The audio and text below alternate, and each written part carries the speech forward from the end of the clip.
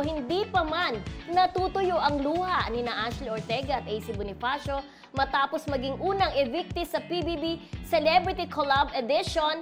Pero ang mga netizen may kanya-kanya ng hatol. Sa social media, samot-saring reaksyon ang bumuhos. May nalungkot, may nagulat, pero ang pinakamaingay, yung mga sinisisi si AC sa kanilang pagkakatanggal. Ayon sa ilan, nahila lang daw pababa ni AC si Ashley dahil sa ipinakita raw nitong ugali na di nagustuhan ng mga manonood ay nadamay na lang si Ashley. Habang si AC ang trending topic ng gabi, hindi rin naman nagpahuli ang mga fan na todo depensa sa idolo nila. Ayon sa kanila, patas ang laban at talagang game of fate ang eviction. Kaya naman ang tanong, may dapat bang sisihin o talagang ganun lang ang laro? Samantala, bago lumabas ang bahay ni Kuya ay nakatanggap si Ashley ng liham mula sa matagal nang nakatampuhang ina at nagkaayos na sila.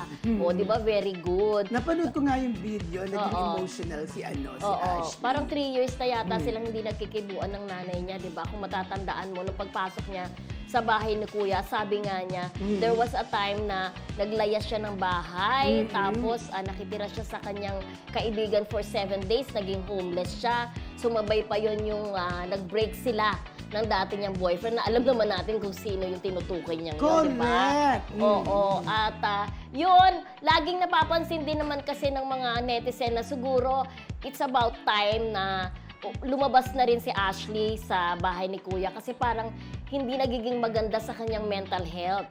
Yung lagi na lang daw siyang umiiyak sa loob. Oo. Yun naman ang Hindi puna talaga ng maganda iba. yun.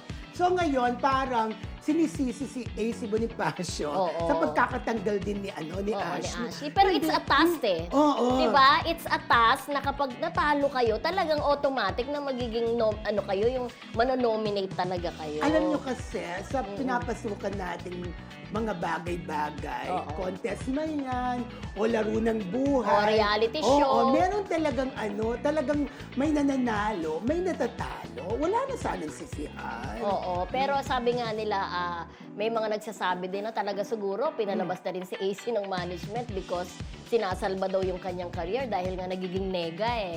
Nagiging nega yung dating ni AC sa labas ng bahay. Parang ni Kuya. parang nasisira siya sa mga tao. Oo, yung Ganon. kanyang image. Oo. Yun naman ang nababasa ko dun sa mga sa mga Comments. komento ng mga netizen.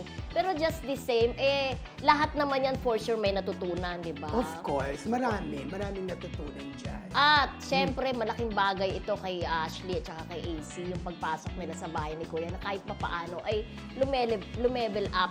Kay maganda, kay hindi, lumevel up din naman ang kanilang career. At saka Lagi silang napapag-usapan Oo, yun na nga, diba? napag-uusapan sila. Diyan mo diba? ilalagay ngayon yung gas-gas ng sinasabi Oh. sa showbiz.